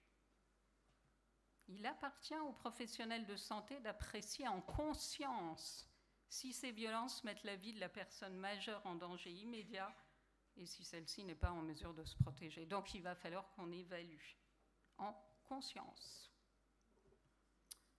Alors, le signalement quand? Quand il y a rencontre entre une victime et un professionnel. Raphaël nous disait rencontre entre deux personnes qui vont s'aimer, peut-être. Enfin, des fois, ça part très mal d'emblée. Mais bon, et bien là, pour ce signalement, il faut qu'il y ait rencontre entre une victime et un ou une professionnelle. Pour que ce professionnel puisse en conscience. Alors, ça veut dire quoi, être en conscience? Ça veut dire être en conscience sur le phénomène de la violence dans le couple. Ouais, être en conscience quand même sur cette affaire-là. Donc, premièrement, c'est la mobilisation du cogito moral face à une souffrance extrême. C'est bien toute cette dialectique entre indignation morale et action qui renvoie au devoir de faire, selon, je cite Jean Kelevitch. C'est à moi de faire et séance tenante. Oui, c'est vrai, le professionnel, il est renvoyé à ça. Quelque chose en conscience, pour se dire là, je me bouge. Donc une situation qui engage le professionnel sur un sujet philosophique. Allez, on va le dire, notre regard sur la violence entre humains. Il faut quand même qu'on en parle un petit peu de ça. Ne sommes-nous pas encore dans des sociétés qui ont quelques difficultés à penser que la violence entre humains n'est pas logique? On la montre, on la banalise, voire on la pratique. Autrement dit aussi que la violence n'est pas inhérente à l'état d'enfant ou d'adulte. Je les soulève, ces questions, parce que peut-être qu'on ne les travaille pas assez dans nos sociétés. Alors moi, bien sûr, qui vois beaucoup d'enfants, enfin je vois beaucoup d'adultes, mais beaucoup d'enfants, dans 100% quasiment des cas d'enfants violents, ces enfants étaient exposés à de la violence ou à des manques sévères d'attention, d'affection, de tendresse, et ce de façon durable ou au moins répétée. Donc, ouais, moi je crois qu'on a quand même peu de doute que l'être humain n'est pas fait pour la violence, quelle qu'elle soit. Et peut-être faut-il quand même s'en convaincre. Donc, un professionnel, dans ces conditions, attentif à créer une rencontre, car il doit informer la victime du signalement. Ah ouais, il faut qu'on informe. On n'est pas obligé de recueillir son consentement, mais il faut l'en informer. Donc c'est ça aussi qui souvent, d'ailleurs, il y a eu des histoires tragiques. Et oui, où le professionnel de santé a été tué très rapidement, parce qu'il a informé. Alors, cette rencontre, c'est dans l'objectif d'une alliance thérapeutique dans le présent, là, dans l'instant T. Alors, je suis une adepte de la démarche de CARE, parce que c'est tout l'intérêt de travailler en réseau, avec cette démarche de CARE de Gilligan et Tronto. où là, bien sûr, il va s'agir de prendre soin d'une personne en situation de violence dans l'intimité d'une vie conjointe. Donc vous voyez, il faut porter attention, tous les maillons du CARE, là c'est très important. Porter attention, organiser l'accès aux soins, mettre en œuvre le soin, évaluer le soin, mise en œuvre pour l'adapter. Dans le signalement, il nous renvoie aussi à cette démarche-là. C'est important. Alors c'est important parce que finalement, vous voyez, le CARE, il nous renvoie aussi à cette question d'attention à la vie ordinaire comme objet politique. C'est ce passage du privé au public. Et surtout la légitimation de ce qui relève du domaine privé comme politique, qui constitue le cœur de l'éthique et de la pratique du CARE. Le signalement, ça nous renvoie à ça. Hein. Comment, finalement, parce qu'on était paralysés en se disant c'est la vie privée des gens, ça ne nous regarde peut-être pas, ou il ne faut peut-être pas y aller, on fera peut-être plus de mal que de bien. Longtemps, on a entendu tout ça. Alors, on l'entend moins, mais n'empêche que c'est la violence dans la sphère intime. Donc, bien sûr qu'il faut que ce soit quelque chose de politique, et c'était tout l'intérêt de la réforme. Alors, c'est une pratique à la fois pensée et action en direction d'une fin. Ben oui, cette philosophie du CARE, elle nous invite à l'action. Hein, et en même temps, elle se centre sur la personne, pour que cette personne, eh bien, malgré la situation terrible qu'on a peut-être à gérer, c'est organiser concrètement les conditions de l'autonomie de l'autre dans un contexte de vulnérabilité, de fragilité. Ce sont des personnes sous emprise, ne l'oublions pas. Donc c'est pour ça qu'il faut assembler les puzzles. Alors la HAS nous dit bien, il est urgent que chaque professionnel de santé soit en mesure de repérer les patientes subissant ces violences avec l'aide d'une équipe de santé pluriprofessionnelle et en s'appuyant sur les acteurs du secteur social, associatif, médico-social et judiciaire. Les professionnels de santé sont à même d'initier des actions concrètes adaptées aux besoins de la personne. Voilà, on ne travaille pas tout seul dans son coin. D'où l'importance de cette démarche de CARE. Dans la complexité, se parler, se soutenir, analyser, réfléchir, comprendre, évaluer. Alors vous allez me dire, ouais, mais là, il y a peut-être urgence quand on commence à se dire, oui, mais souvent, il y a des choses qui se sont construites déjà avant, et puis là, peut-être dans l'instant T, il faut encore qu'on s'appuie sur aussi les autres, leurs constats. Hein. Tout cela pour avancer dans une temporalité qui s'ouvre à des souplesses aussi.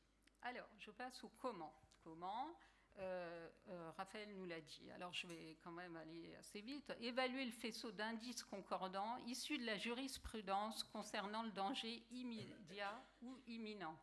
Vous voyez, alors bien sûr, le patient a des blessures pouvant être liées au sévice, le partenaire a déjà prononcé les menaces de mort, les violences augmentent en intensité et en fréquence, les forces de l'ordre ou les services de police sont déjà intervenus au domicile, le partenaire est déjà connu pour avoir déjà commis des violences, il fait un chantage au suicide, couple en période de séparation, avant, pendant, après. Le patient est dans un état dépressif, la patiente est enceinte ou en suite de couche, bien sûr.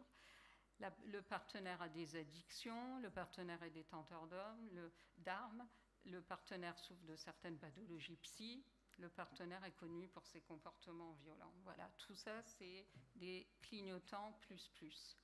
Alors, évaluer le faisceau d'indices concordants issus de la jurisprudence concernant l'emprise, qu'elle soit morale, intellectuelle, économique, etc., etc. Donc là, alors je vous renvoie à cet excellent des MECOM là, hein, qui vous reprécisera tout ça, les critères d'emprise morale, avec tout ce que cela peut contenir, les critères d'emprise affective, Rosa nous l'a assez bien décrit, hein, finalement. L'emprise intellectuelle, ne l'oublions pas, c'est être réduit à pas grand-chose. Hein. Les personnes victimes de violences sont réduites à pas grand-chose. C'est d'autant plus tragique dans leur couple-là. Voilà.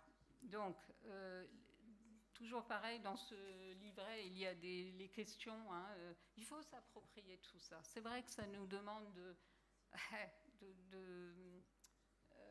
d'intégrer, encore une fois, là c'est au-delà de la loi, c'est intégrer toutes ces questions que nous allons apprendre à intégrer dans nos consultations.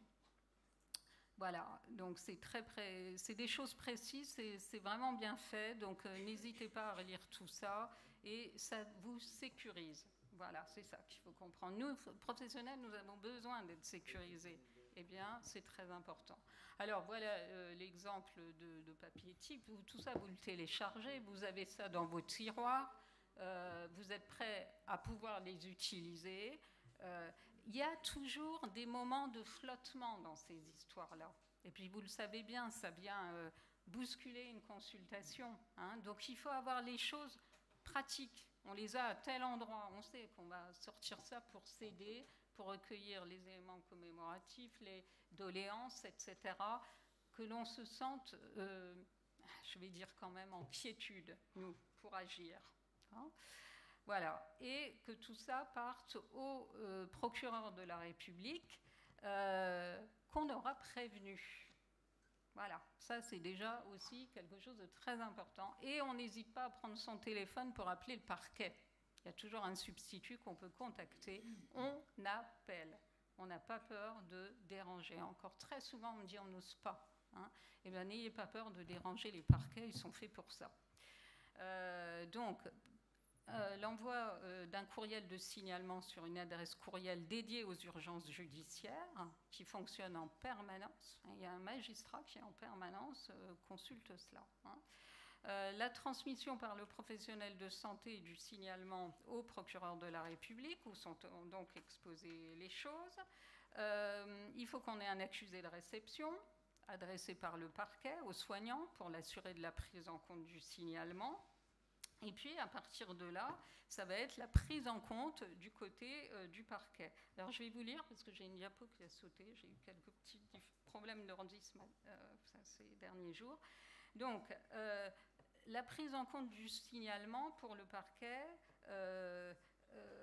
c'est l'identification du dossier qui est enregistré sans délai au bureau d'ordre, éventuel enregistrement au bureau des enquêtes, et marquage du dossier pour suivi prioritaire à la permanence. Vous voyez, c'est pour ça que ça aussi, c'est pour nous mettre en sécurité. Hein. Cette procédure va faire que les choses vont être traitées immédiatement. Hein. Donc, et c'est la prise en charge de la victime en urgence, puisque le procureur saisit en urgence une association d'aide aux victimes agréée pour porter assistance à la victime dans les meilleurs délais, le cas échéant en se rendant sur le lieu d'hospitalisation ou là où il faut, et en proposant un accompagnement adapté à ses besoins, mise en sécurité de la victime et des enfants, information sur ses droits, etc. Et l'association doit, elle, informer le procureur. Et le procureur qui, lui, diligente son enquête. Et là, on revient aussi à l'évaluation du danger, etc. Bon. Donc, voilà, les choses, il faut les mettre sur les rails. Et encore une fois, c'est le signalement qui vient mettre sur les rails. Alors là, je mets une soupape, parce que c'est vrai, on est dans l'urgence, on est dans... Moi, je suis sexologue, je vous l'ai dit. C'est pour interroger cette sexualité. J'ai plus de temps. Oui, d'accord. Voilà, ça fait rien. Alors, vous le lirez, parce que ça, c'est pour poser des questions soft sur comment va ce couple dans ses relations intimes, et que bien sûr, quand on a un score qui n'est pas très bon, on oriente vers des violences. Voilà, mais il faut commencer par les choses simples. Alors, et les enfants, oui, on l'a dit. Alors là, je vous mets quelques chiffres issus de ma pratique. Vous voyez, là, il y avait une première série 2013-2014, 74% des mineurs auteurs, parce que je prends en charge des mineurs auteurs ou présumés auteurs de violences sexuelles, eh ben, une grosse partie a été, alors, c'est pas le bon mot, témoin, mais a vu des violences, a subi, voilà, parce que ce sont des violences indirectes, mais ce sont des violences faites aux enfants. Sur une plus grande série entre 2007 et 2011, vous voyez, là, j'avais 52% des mineurs suivis pour des comportements sexuels problématiques, des enfants dont il y a une atteinte dans leur développement sexuel parce qu'ils sont exposés à des violences. Et là, dans une consultation de pédiatrie actuelle, vous voyez, sur 56 dossiers, là j'en ai 60, ils ont moins de 13 ans, moins de 10 en moyenne, 60% sont exposés à des violences conjugales. Alors, pour les enfants, je l'ai dit, on signale, c'est plus facile, mais je voudrais quand même parce que là, des fois, il y a des choses qui nous décoiffent. C'est qu'on voit encore des situations où c'est une suspicion d'enfants exposés à des violences conjugales, et les signalements, c'est des infos préoccupantes qui sont faites. C'est pas suffisant, il faut aller au PROC, il faut signaler au PROC. Dernièrement, dans un département, je ne dirais pas lequel, les professionnels m'ont dit on nous interdit de signaler au PROC, tout doit être en info préoccupante. Ah, vous vous rendez compte? Non, c'est pas possible ça. Donc vous voyez, il y a des freins encore, hein. Il y a des sacrés freins. Donc je conclus. Face aux violences dans le couple, le dispositif d'alerte a été renforcé par la loi. On peut s'en réjouir, mais alors certainement le nombre de victimes recensées a augmenté en 2021, plus 21%. Mais c'est aussi parce que la libération de la parole sur les violences fait que des femmes ont davantage. Hein. On ne sait pas encore ce qu'il en est des retombées de l'évolution de la loi, si ça fonctionne. Le nombre des féminicides, alors c'est pas féminicide, là c'était violence conjugale globale, hein, il y a une coquille. Mais en tous les cas, ce qu'il y a de sûr, c'est qu'il faut qu'on renforce encore le travail d'information pour assurer, sécuriser et que les professionnels puissent signaler en conscience. Voilà, je vous remercie. Merci Marie-Laure, des choses très pratiques hein, pour le signalement. Tu as rappelé une chose que j'ai trouvée très importante. Dans tout accident, on appelle des secours qui arrivent. Dans la violence conjugale, du fait de maintenant la cellule nucléaire, il n'y a aucun secours qui surgisse. Ça fait rappeler ce que je vous disais, c'est qu'à 2 générations, il y avait toujours un secours. La belle-mère, la mère, je ne sais pas quoi. Il y avait cette protection d'une femme. Les femmes sont en première ligne. Elles sont plus protégées. Des questions sur le signalement, sur ces 3 communications, c'est-à-dire révélation, soupçon, comment rédiger un certificat et le signalement. Israël. Oui, merci pour ces excellents exposés. On est tous indignés par cette espèce de chiffre constant des féminicides qui nous heurtent. Et quand on regarde ce qui se passe dans les pays voisins, on a l'impression qu'il y en a moins. Alors ma question, elle est très simple. À quoi attribuez-vous la constance de ces chiffres ? Est-ce que c'est quelque chose qui est dû à l'inertie de nos services judiciaires ? Parfois, on entend que la femme avait porté plainte et puis que personne n'a pris en compte. Est-ce que c'est ça la cause ? Ou est-ce qu'il s'agit d'une criminalité qui n'est pas sensible à la sanction ? Déjà, il y a une chose. Enfin, moi, je compare beaucoup avec l'évolution spectaculaire des prises en charge en Espagne, non seulement parce que je suis espagnole, mais l'évolution spectaculaire avec l'histoire de la meute. Je ne sais pas si vous avez entendu. Hein, c'est une histoire effroyable, mais qui a permis une avancée spectaculaire en Espagne. Alors pourtant, on est des latinos. C'était extrêmement machiste hein, comme société, mais vous avez vu, les avancées spectaculaires, elles ont commencé par l'obligation de formation des professionnels en médico-judiciaire, de créer des juges spécialisés, des tribunaux spécialisés et des sanctions vraiment extrêmement sévères, hein, par exemple, mais aussi d'avoir formé énormément de professionnels, et notamment les professionnels de santé. Parce qu'effectivement, moi je pense qu'en France, on est encore dans une société assez patriarcale. Enfin, vous avez encore du boulot sur l'évolution de notre société. Mais moi, depuis que j'ai vu l'Espagne, j'étais très pessimiste, mais regardez les chiffres en Espagne. Spectaculaire, la diminution des féminicides. Sur 10 ans, spectaculaire. Et moi, je crois, et j'essaye de les convaincre au sein du COPIL, du Comité de pilotage de la stratégie nationale de santé sexuelle à laquelle j'appartiens au nom de l'AIUS, de leur faire prendre conscience que ça existe et que c'est possible, puisque d'autres pays peuvent le faire. Bien sûr, après, les pays nordiques, par culture et tradition, ils ont beaucoup plus de notions d'égalité homme-femme. Ils ont l'éducation à la sexualité extrêmement bien implantée, de qualité, uniforme. Là, c'est pas à toi, Israël, que je vais en parler, hein, mais on est encore assez minable en France sur l'éducation à la sexualité. Et moi, je pense que ça passera aussi par des éducations où on apprend les rapports hommes-femmes sur un plan égalitaire. Donc, il y a encore beaucoup de choses, je pense que c'est possible, mais c'est vrai que les moyens mis en œuvre et de solliciter, tu le sais aussi, les professionnels, mais de façon disparate, ou de ne pas coordonner tous les acteurs de terrain, de faire des Grenelles, d'accord, mais dans les Grenelles, vous n'avez pas tout le monde qui a été sollicité dans les professionnels. Il n'y a pas de coordination, on travaille encore beaucoup en silo, et je pense qu'il y a encore beaucoup de travail, mais il ne faut pas lâcher et se décourager, c'est sûr. Deux questions. Une première. J'ai une première question sur la notion de préciser l'imputabilité dans le certificat médical initial. Je trouve que je trouve ça difficile à faire parce qu'on va décrire tout ce que vous avez dit, mais comment nous, médecins, nous pouvons nous prononcer sur une relation de cause à effet en dehors d'être très descriptif. Voilà. C'est ça que j'ai pas bien compris, que je me sens coupable de ne pas l'avoir bien fait jusqu'à présent. Alors surtout pas. C'est vrai que c'est...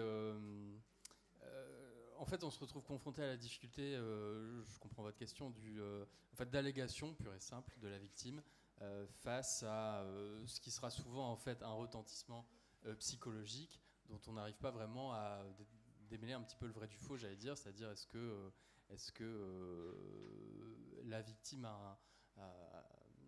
présente clairement et de façon univoque un retentissement psychologique lié aux violences qu'elle allègue, ou est-ce que il est impacté par un état antérieur, psychiatrique, par d'autres événements de vie, voilà.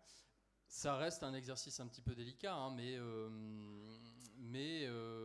c'est pour ça qu'en fait, nous, on se base beaucoup sur la clinique du psychotraumatisme parce qu'elle est quand même relativement claire, facilement maîtrisable, plus facilement identifiable chez les victimes. Mais il nous arrive, en effet, d'avoir des difficultés nous-mêmes. Et dans ces cas-là... Comment ? La difficulté, c'est tout de même de ne pas être impliquant, parce que moi, j'ai toujours appris à être descriptif et pas interprétatif, puisqu'on va avoir quelqu'un qui allègue un certain nombre de choses, même si on est même partie prenante en disant certainement c'était cela, on ne peut pas se permettre de le dire. On n'est pas un enquêteur. Comment le faire ? Est-ce qu'on reste descriptif ? Oui, dans ces cas-là, il faut rester descriptif purement et simplement, et pas hésiter à rediriger vers l'unité médico-judiciaire. Mais même parfois, nous, on est aussi en but à ce questionnement, à ce problème, et il nous arrive de devoir solliciter un avis d'expert psy, en fait, d'expert psychiatre. Vous avez une deuxième question ? Ou il y a quelqu'un qui veut intervenir ? Non. J'avais une deuxième question, mais il y a peut-être quelqu'un qui veut... Non, ça c'était une question plutôt d'ordre théorique. Hein. J'ai été très... on est toujours sensible quand les gens pensent quelque chose que l'on croit intuitivement. J'ai été très sensible au fait que vous disiez que les actions dans les collèges et les écoles autour, on va dire, de la sexualité au sens large, hein, de la vie amoureuse, la vie affective, étaient possiblement de nature à limiter les effets de violence plus tard. On a ce sentiment quand on intervient dans les collèges parce qu'on est frappé par des choses bizarres que disent les enfants. Hein. Mais alors, dame, si la fille dit non, qu'est-ce qu'on fait ? Enfin, voilà.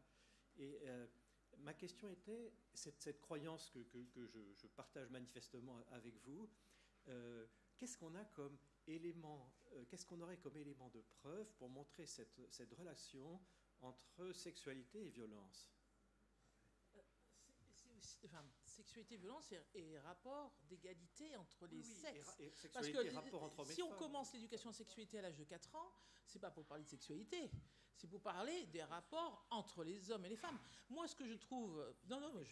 c'est surtout dans notre société actuelle, où quand même, il y a moi je trouve... au fur et à mesure des années qui passent, une pathologie de la relation. On a beaucoup de difficultés à aller vers, établir un lien et avoir ce respect, cette relation à l'autre, elle est devenue pathologique, elle est extrêmement difficile. D'ailleurs, si vous voyez la sexualité des jeunes d'aujourd'hui dans les rapports qui commencent à émerger, ils ont une difficulté à établir un lien et à s'engager. Et donc là où on fait l'éducation à la sexualité, c'est commencer à dire non, à respecter son corps. On passe du temps à la relation à l'autre, l'égalité homme-femme, c'est-à-dire toi pas plus que moi. Bon, après, effectivement, après ces choses, mais je ne voudrais pas rentrer dans la polémique autour de l'identité de genre et des jouets genrés et de tous les comportements, mais c'est d'arriver au moins à se dire qu'on est dans des relations égalitaires, et ça commence tout petit, et par apprendre le respect, en fait. Je voudrais insister sur cette notion qu'on travaille beaucoup avec les petits, c'est être une personne avec un P majuscule, vous voyez. Je pense qu'on ne travaille pas assez là-dessus, sur ces choses très simples qui sont déjà être une personne qui doit être respectée. Une personne, c'est précieux. Il faut qu'on commence par les fondamentaux, peut-être. Alors, je vais faire ma revendicatrice, mais c'est vrai que quand on voit les enfants exposés, ne serait-ce qu'à la télé, devant tout un tas de supports violents, qu'est-ce que vous voulez là moi, il y a des fois, les bras me tombent. Quand j'ai devant moi un petit de 9 ans qui a passé une nuit blanche parce qu'il a été sur son portable et qu'il n'a pas dormi et qui regarde plein de trucs, enfin voilà, y compris dans des dits bons milieux. Donc j'attire voilà. Là, on peut faire beaucoup de choses, mais il faut qu'on revienne à quelque chose de l'ordre de la simplicité et du bon sens. L'être humain, c'est précieux, ça doit être respecté. On n'est pas des objets, on n'est pas des machines. Et pour te rejoindre, Marie-Laure, c'est aussi, dans notre société actuelle, l'hypersexualisation de l'image et de ces petites filles. Enfin, il y a aussi tout ça. Hein, quand vous parlez d'éducation, moi, quand je vous parle de l'identité de genre, enfin, des choses comme ça. Mais quand vous voyez... Enfin, je suppose que c'est... Moi, je déteste les réseaux sociaux, mais ça fait rien, je suis bien obligée d'y aller, parce que sinon, je suis complètement déconnectée face à mes patients. Mais quand vous voyez sur TikTok des vidéos de filles de 8 ans maquillées, habillées comme une femme de 20 ans et avec des danses qu'elles ne savent pas érotiques. Mais c'est pour vous dire que ça dure. Mais oui, il y a une hypersexualisation effectivement de l'identité et de l'image qui fait que vraiment il y a des problématiques après qui effectivement tout est dans la séduction, dans les codes féminins de séduction en fait. Juste pour compléter avant votre intervention, mais il y a quand même quelque chose dont on ne parle jamais dans cette violence. Il y a un mot tabou qui est la testostérone. Ça paraît banal, mais si, Israël, je vais te dire, on n'en parle absolument jamais, sauf que tout ce qui est... Alors, il y a les choses en deçà des coups. Moi, je me souviens quand j'ai décrit les violences ordinaires des hommes envers les femmes, c'est quand même les hommes, mais le fait même d'élever la voix, dans le couple, on voit ça en permanence. Je fais attention parce que l'autre jour, j'ai fait ça, j'ai fait peur à une part de l'auditoire. Cette testostérone, c'est quand même celle qui va tuer. Alors, on a voulu la découpler. On a dit non, il n'y a pas de lien. Ah ben si. Et notamment le nombre d'hommes qui disent attends, je n'ai même pas été violent. Si j'avais été violent, tu serais à l'hôpital. C'est-à-dire qu'en définitive, il y a, même si elle n'est pas agie, il y a la menace. Toutes les femmes ont peur, et toutes ces femmes dont on parle, elles ont extrêmement peur du moindre geste. Et ça, actuellement, c'est vrai qu'on ne peut plus en parler. Ça existe, on est obligé de faire avec, mais je crois que ça travaille beaucoup cette asymétrie. C'est pas ma faute, c'est la testo. Ben oui, mais on n'en parle plus.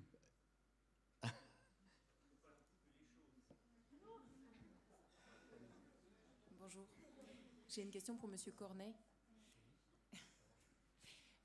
Concernant l'ITT dans le certificat médical, oui. C'est un outil qui est en effet qui est très difficile d'utilisation pour les gynécologues par exemple, et c'est vrai que c'est un frein à l'utilisation du certificat médical pour voilà, ceux qui n'y sont pas forcément habitués. Ça fait peur, on ne sait pas comment utiliser l'ITT, et vous l'avez dit vous-même, c'est un très mauvais outil pour quantifier l'impact pour les violences conjugales, le psychotraumatype 2, et donc je voulais savoir s'il y avait un projet de la part de l'ordre des médecins ou des médecins légistes en général, de faire évoluer le certificat médical et notamment l'utilisation de l'ITT. Alors, la première réponse que je peux faire à ça, c'est que comme vous l'avez compris, l'ITT n'est pas obligatoire et qu'il ne faut pas hésiter à produire, à certifier, à produire un écrit qui sera au minimum un témoignage et évidemment parfois très détaillé, sans ITT. L'ITT peut être, entre guillemets, délégué. Aucun écrit n'est inutile. Allez-y. Pour avoir fait plusieurs formations, ce discours est assez différent sur le fait de proposer un ITT ou justement de laisser le loisir à un médecin légiste qui le fera ultérieurement. Honnêtement, pour avoir fait plusieurs formations, j'ai entendu ce que vous dites et son contraire. C'est pour ça que c'est vrai que c'est assez difficile de s'y retrouver. Voilà. Évidemment. En fait, le risque dans ces discours ambivalents, je sais qu'ils existent, qu'ils sont tenus, le risque est toujours le même, c'est-à-dire qu'on risque de perdre des victimes. Voilà, et qu'on risque d'avoir des victimes qui se retrouvent finalement avec un bout de bois entre les mains, c'est-à-dire un certificat, mais qui ne va pas leur servir finalement parce qu'il n'y aura pas d'ITT. Moi, donc c'est plutôt une affaire de posture, en effet. C'est pour ça qu'on peut entendre qu'il y ait des discours un peu différents là-dessus.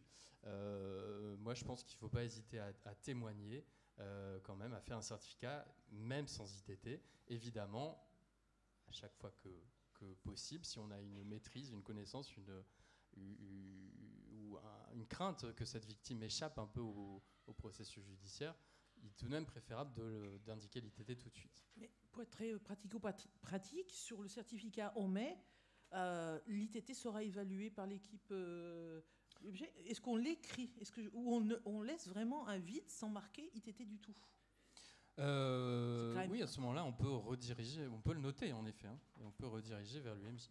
Et pour répondre à la seconde partie de la question, non, à ma connaissance, malheureusement, il n'existe pas de projet de conférence de consentement, de faire évoluer le certificat sur ce point-là. Toujours pour M. Cornet, j'aurais voulu vous demander un petit détail. Je n'ai pas compris à la fin de votre intervention le bémol de la culpabilisation de la victime pour faire avancer le schmilblick, d'après ce que j'ai compris. C'est ça. Pour l'aider à aller plus loin.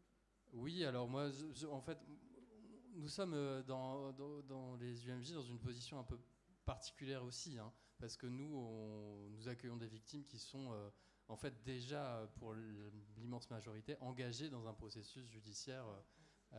Voilà, donc c'est pas non plus la même problématique qu'un suivi de patiente ou une patiente qu'on connaît. Mais en effet, nous, quand elles arrivent à l'UMJ, on sait que finalement elles sont déjà bien avancées entre guillemets dans le processus d'extraction de la situation de violence, d'extraction du couple. Et en fait, là, l'objectif, c'est de mettre encore plus de moyens, d'utiliser un petit peu toutes les ficelles, si je peux me permettre, pour briser définitivement le cercle, quoi. Quitter le huis clos, comme je disais. Pour les faire s'engager plus. Voilà, et la culpabilité, moi par exemple, je dis souvent, j'appuie en fait sur ce ressort-là. Pensez à vos enfants. Est-ce que il ne faut pas, justement, vous avez un pouvoir d'agir. Vous avez une responsabilité. Et cette culpabilité, ce sentiment de culpabilité, il s'appuie un peu là-dessus quand même. Vous avez une responsabilité, donc faites quelque chose. Merci. Allez plus loin. Alors c'est évidemment pas une légitimation du tout, hein. La culpabilité, il faut la lever, il faut travailler dessus, mais peut-être plus tard. Une dernière question, allez, je vous en prie. Désolée. En fait, donc il y a des situations où on doit faire les signalements, et il y a aussi les situations des personnes vulnérables dont fait partie les femmes enceintes. Et nous, dans le service, on est en train de faire un protocole justement de dépistage et de prise en charge des violences conjugales, où on a mis en place un dépistage systématique à l'ouverture du dossier de grossesse avec des questions dont vous avez parlé pour essayer de recueillir la parole. Mais que faire, parce que c'est quand même une patiente qui a toute sa tête, et si elle n'est pas d'accord pour qu'on la signale, nous on a peur d'une rupture du lien, sinon on fait le signalement, je ne sais pas si je suis claire, sans qu'elle soit d'accord. Donc que faire, parce qu'il y a la loi qui nous dit quand même qu'on doit le signaler, mais après, quid du suivi, et après, est-ce qu'elles ne vont pas arrêter de nous donner leur parole si derrière on fait des signalements voilà. C'est évidemment le risque, mais d'où l'importance de cette alliance thérapeutique que vous constituez et de vous appuyer. Là, si je comprends bien, vous êtes dans une structure où vous travaillez en pluridisciplinarité. C'est important là de pouvoir aller vers tu disais aussi Rosa, par les différents membres de l'équipe, et il faut peser qui est le plus à même aussi de poursuivre la relation avec cette personne. Vous voyez, c'est pour ça que là, il faut absolument se concerter. Hein. Le signalement, la personne est informée, le signalement pas, mais il faut d'abord se soucier de ce qui se passe, bien entendu, de la procédure, où elle en est, qu'est-ce qui s'est passé dans l'urgence. Bien sûr, il faut que l'équipe professionnelle aille aux informations. Le parquet doit en donner. Mais il faut aussi... voilà. C'est pour ça que c'est vraiment quelque chose où l'action doit se mobiliser à plusieurs niveaux. Et c'est en ça que ça nous engage. On ne reste pas inerte. Il ne s'agit pas de dire signalement et puis on attend. Non. Faut encore aller au-devant de la personne. Donc soit attendre plusieurs consultations, d'essayer d'avoir son consentement pour le signalement, voilà. Soit une fois qu'on l'a fait, de bien lui donner les coordonnées ou d'entourer au niveau social. Parce que c'est vrai que souvent ils sont isolés en plus. Donc, oui, mais là, le parquet diligente aussi les choses. Vous voyez, quand le signalement est parti, le parquet, lui, il a aussi son rôle... si je peux dire, de chef d'orchestre. D'accord. Et une autre petite Donc, il n'allait pas être isolé, même si, voilà, on se dit, c'est le parquet d'un côté, c'est nous, et on n'est pas sur les mêmes planètes. Voilà, si, on reste tous ensemble, sur la même planète. Là, C'est toujours en lien, quand on fait ce signalement, quelles informations vraiment bien mettre pour pas que ça se retourne contre nous, parce qu'on a révélé aussi du secret de consultation. Vous mettez les éléments, voilà, je crois que Raphaël l'a bien rappelé, vous écrivez ce que la personne vous rapporte, ce que vous observez d'elle, là, dans le tenté. Vous ne portez pas de jugement, vous ne portez pas Enfin, c'est surtout ça, je pense. Quand il y a eu des histoires où les professionnels ont été embêtés, c'est aussi parce que ça se jouait des fois sur des formulations ou qui n'étaient pas suffisamment précautionneuses sur le fait de dire « la victime me dit que ». Vous voyez donc, ouvrons les guillemets et citons les propos.